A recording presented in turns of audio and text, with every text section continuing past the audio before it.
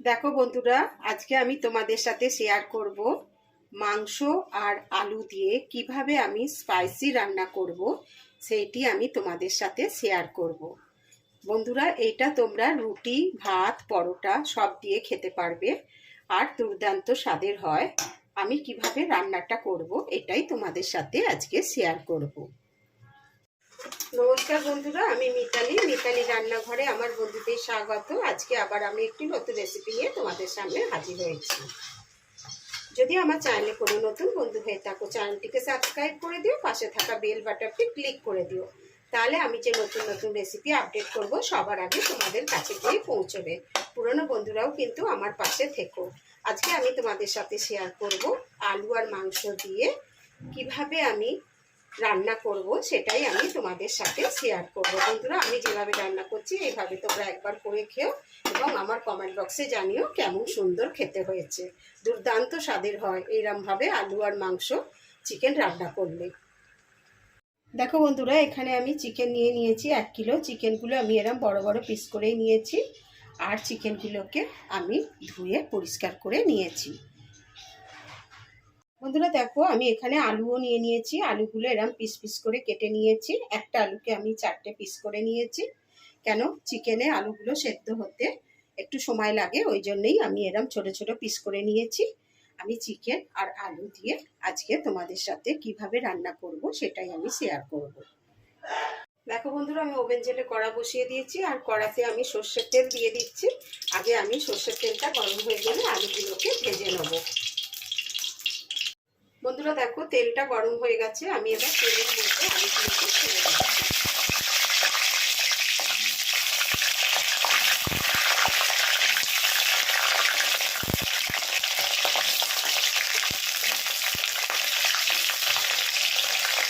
বন্ধুরা দেখো, আমি আলুগুলো ছেড়ে দিয়েছি আর একটুখানি অল্প একটু আমি হলুদ দিয়ে দিচ্ছি এর মধ্যে, আলুর মধ্যে আর একটুখানি নুন দিয়ে দিচ্ছি।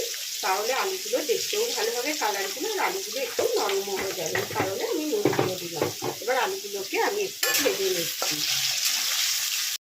বন্ধুরা দেখো, আলুগুলো ভাজা হয়ে গেছে। আমি এবার আলুগুলোকে তুলে নিচ্ছি আর আমি আলুগুলোকে ভাজবো না, এইভাবে আমি আলুগুলোকে তুলে নিচ্ছি। বন্ধুরা দেখো, আলুর তেলে আমি এবার একটু চিকেনগুলোকে অল্প করে একটু ভেজে নিচ্ছি। একটু নাড়িয়ে নেব, এইভাবে আমি চিকেনগুলোকে ছেড়ে দিচ্ছি। দেখো বন্ধুরা, চিকেনগুলো আমার ভাজা হয়ে গেছে। আমি এবার চিকেনগুলোকে তুলে নিচ্ছি। আর বেশি ভাজবো না, আমি এবার চিকেনগুলোকে তুলে নিচ্ছি। এবার দেখো বন্ধুরা, আমি চিকেনের তেলের মধ্যে আমি 3টে তেজপাতা দিয়ে দিলাম। আর দেখো, আমি একটু গোটা জিরে ফোড়ন দিয়ে দিচ্ছি আর আমি একটু দারচিনি, লবঙ্গ দুটো আর দুটো এলাচ ফোড়ন দিয়ে দিলাম। দিয়ে আমি একটু ভেজে নিচ্ছি। একটু মিষ্টি গন্ধ বেরোলে তারপরে আমি অন্যান্য উপকরণগুলো দিয়ে দেবো। দেখো বন্ধুরা, আমার মশলার গন্ধ বেরিয়ে গেছে। এবার আমি এর মধ্যে একটু চিনি দিয়ে দিলাম। চিনিটা দিলে মাংসের কালারটা খুব সুন্দর হয় আর টেস্টটাও খুব সুন্দর হবে। তোমাদের যদি ইচ্ছে হয় তোমরা দেবে, না হলে না দেবে। আমি দিয়ে দিলাম চিনি, দিয়ে একটু চিনিটাকে ভালো করে নাড়াচাড়া করে নিচ্ছি। তারপরে আমি পেঁয়াজটা ফোড়ন দিয়ে দিচ্ছি। এবার বন্ধুরা দেখো, এর মধ্যে আমি পেঁয়াজগুলো ছেড়ে রেখেছি। আমি পেঁয়াজ কুচিয়ে রেখেছিলাম, সেই পেঁয়াজগুলো আমি দিয়ে দিচ্ছি। দিয়ে আমি পেঁয়াজটাকে ভালো করে ভেজে নেব। পেঁয়াজটা একটু লাল লাল করেই ভেজে নেব। পেঁয়াজটাকে একটু ভালো করে ভেজে নিচ্ছি। দেখো বন্ধুরা, আমার পেঁয়াজটা ভাজা হয়ে গেছে। দেখো, পেঁয়াজটা লাল লাল করেই ভাজা হয়ে গেছে। এবার আমি এর মধ্যে দেখো আদা আর রসুন পেস্ট করে রেখেছিলাম, সেটা আমি দিয়ে দিলাম। আমি একসাথেই পেস্ট করে রেখেছিলাম, সেটা আমি দিয়ে একটু ভালো করে ভেজে নিচ্ছি। আদা আর রসুনের গন্ধটা বেরিয়ে গেলে তারপরে আমি অন্যান্য উপকরণগুলো এতে দিয়ে দেবো। দেখো বন্ধুরা, আদা আর রসুনের গন্ধটা বেরিয়ে গেছে। এবার আমি এর মধ্যে দেখো কটা লঙ্কাকে আমি পেস্ট করে রেখেছিলাম, কাঁচা লঙ্কা, সেই লঙ্কাটা দিয়ে দিলাম। আর এর মধ্যে আমি দেখো একটু টমেটো সস দিয়ে দিচ্ছি, কেননা আমার ঘরে টমেটো নেই, ওই জন্য আমি একটু টমেটো সস দিয়ে দিলাম। এতেও রান্নাটা খুব সুন্দর হবে। তোমরা একবার এরমভাবে করে দেখবে, খুব সুন্দর খেতে হবে। আমি আগে একটু ভালো করে কষে নিচ্ছি, তারপর আমি মশলাগুলো দিয়ে দেবো। বন্ধুরা দেখো, এবার আমি এর মধ্যে মশলাগুলো দিয়ে দিচ্ছি। আমি দেখো পরিমাণ মতন হলুদ দিয়ে দিচ্ছি, আর একটু দিয়ে দিচ্ছি, আমি প্রায় মিলিয়ে 1 চামচের মতন, বড় চামচের মতন হলুদ দিয়ে দিলাম। আর দেখো আমি ধনের গুঁড়ো দিয়ে দিচ্ছি, জিরের গুঁড়ো দিয়ে দিচ্ছি, আর একটু কাশ্মীরি লঙ্কার গুঁড়ো দিয়ে দিচ্ছি। দেখো বন্ধুরা, আমি কাঁচা লঙ্কা বাটা তো দিয়েছিলাম, ওই জন্য আমি অল্প করে একটু লঙ্কার গুঁড়োও দিয়ে দিলাম। দিয়ে আমি ভালো করে আগে একটু মশলাটাকে কষে নিচ্ছি।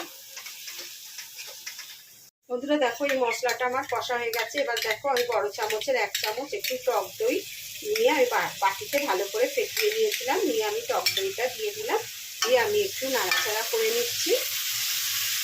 দেখো বন্ধুরা, আমি টক দইয়ের বাটি দিয়েও একটু জলও দিয়ে দিলাম। মশলাটা এবার আরো ভালো করে আমি একটু কষে নিচ্ছি। দেখো বন্ধুরা, মশলাটা কষা হয়ে গেছে, মশলা থেকে তেল বেরিয়ে গেছে বলে আমি মাংস আর আলুটা আমি মশলার মধ্যে ছেড়ে দিয়েছি। দেখো তোমরা দেখলেই বুঝতে পারবে, ওটা আমি স্কিপ হয়ে গেছে, আমি তখন দেখাতে পারিনি। আমি মাংস আর আলুটা আমি ছেড়ে দিয়েই তোমাদের দেখালাম। এটা দেখো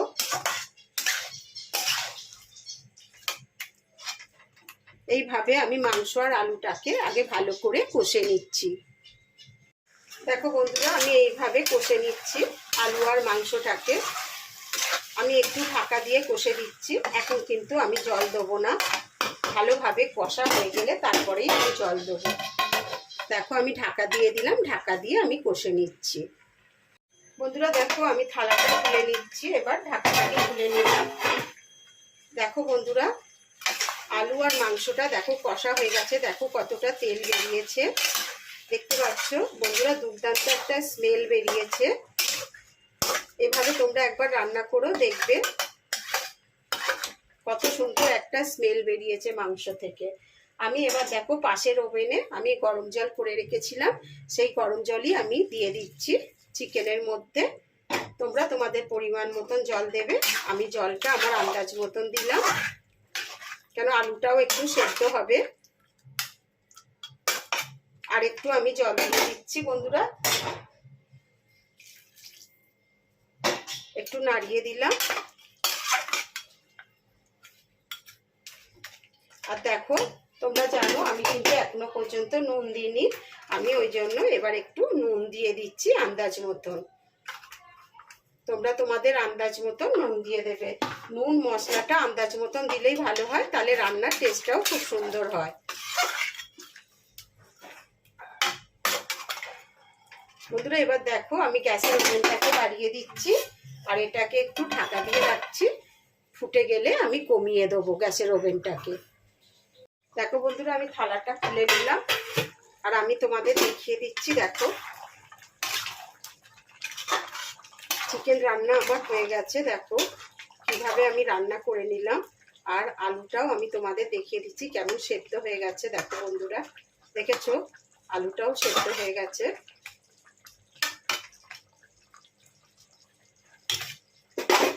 বন্ধুরা তোমাদের যদি এই রেসিপিটি আমার ভালো লেগে থাকে তাহলে লাইক শেয়ার কমেন্ট করতে ভুলো না, আর আমার চ্যানেলটিকে সাবস্ক্রাইব করে দিও, পাশে থাকা বেল বাটনটি ক্লিক করে দিও, তাহলে আমি যে নতুন নতুন রেসিপি আপডেট করব সবার আগে তোমাদের কাছে গিয়ে পৌঁছবে।